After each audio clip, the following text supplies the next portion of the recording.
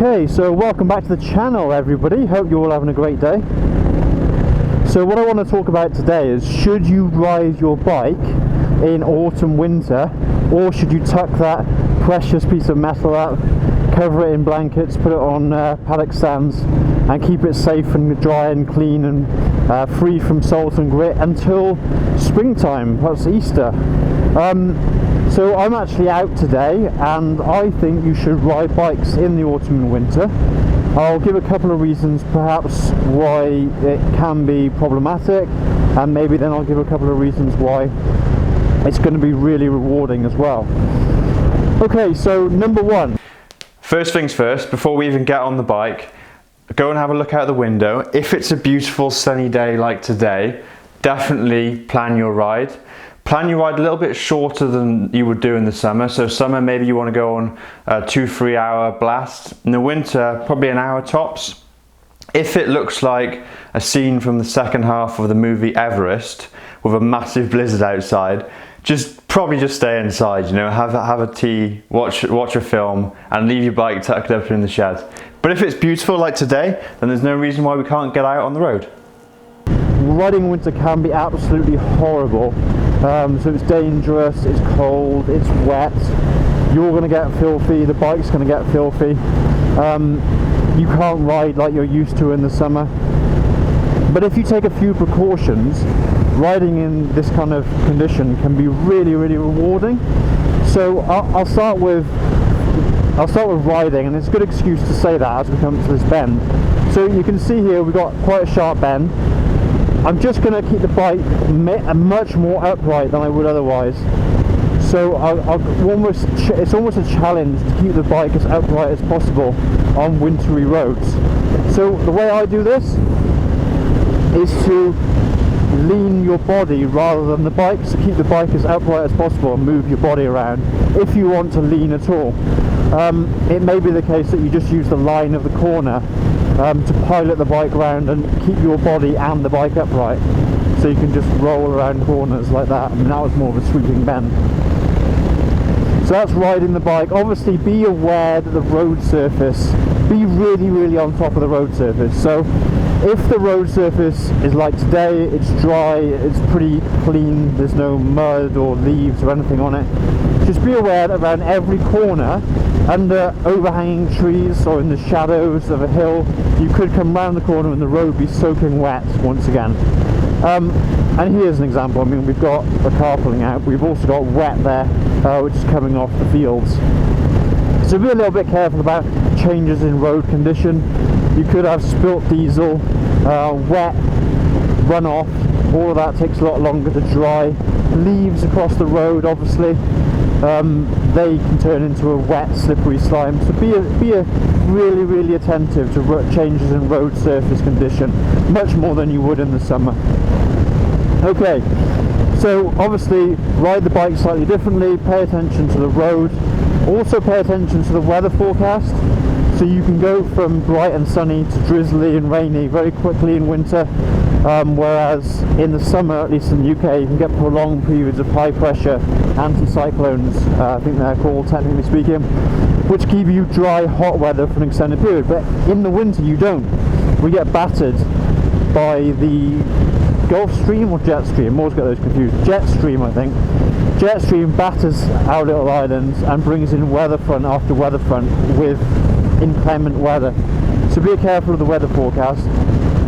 And then that brings me on to my next point, is the correct riding equipment. In the summer, yeah, we can all get on our sports bikes and blip around in leathers with, you know, the jacket half undone, you know, attempting to get your knee down on roads, which I wouldn't advocate anyway, but nevertheless people do it.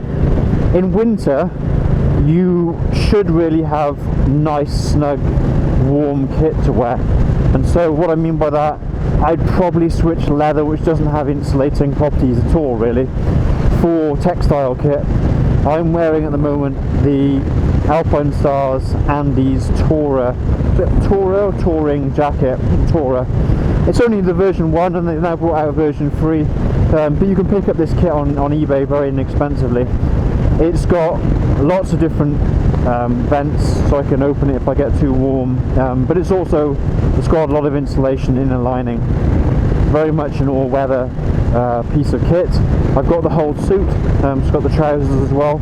It's also big and comfortable, and that allows me to put other layers on underneath, which I think is great as well. You know, tuck in. I've got a little fleece top on underneath this, so I'm nice and snug. One thing is you need to tuck everything in as well to prevent draft, so I've got a little bit of a draft here today, which is my own fault. I stopped at the petrol station, so I'm getting a little bit of air in. It's not too bad. The other thing you can invest in if you want is heated garments, heated clothing.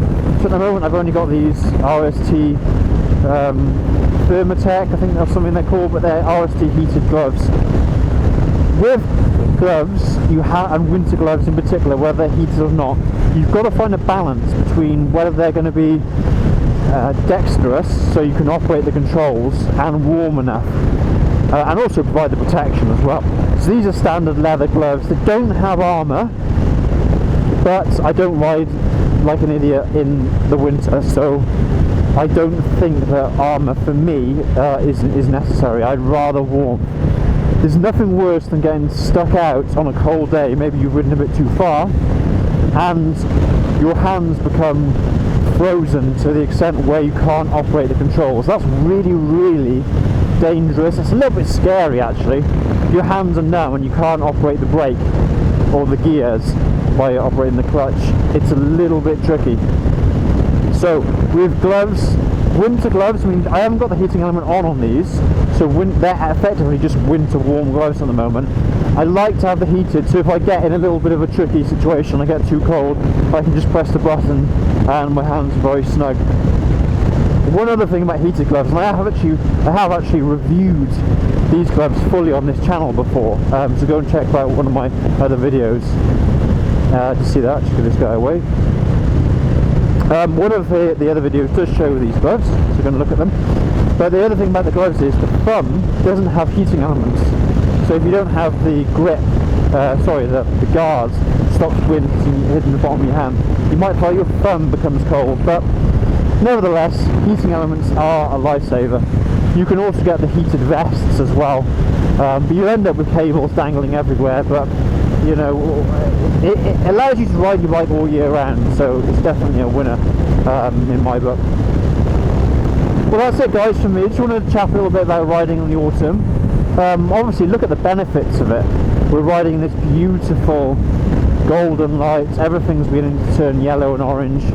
I'm riding nice and slowly and relaxed on the Meteor 350. I'm just enjoying the ride, it's just pleasant.